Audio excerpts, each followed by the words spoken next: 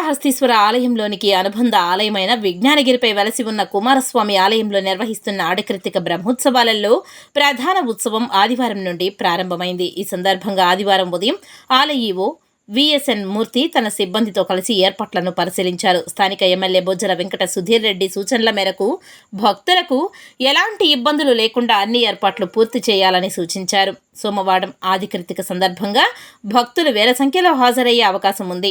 ఆలయం కొండపైన ఉండడంలో ఒకవైపు దర్శనానికి అనుమతించడం, మరోవైపు భక్తులను బయటకు పంపుటకు క్యూలైన్లను ఏర్పాటు చేశారు. ముఖ్యంగా భక్తులకు దర్శనాలకు మరియు కోనేరులో స్నానానికి ప్రాముఖ్యతను ఇస్తున్నారు.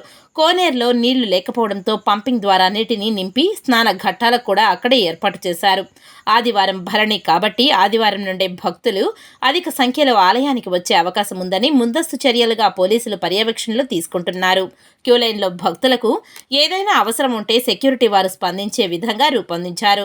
ఆడికృతిక సందర్భంగా స్వచ్ఛంద సంస్థల వారు కూడా వాళ్లు నిర్వహించే కార్యక్రమాలకు స్థలాలు కేటాయించారు. వీరి ద్వారా మజ్జిగ, మంచినీళ్లు, ప్రసాదాలు పంపిణీ చేస్తారు.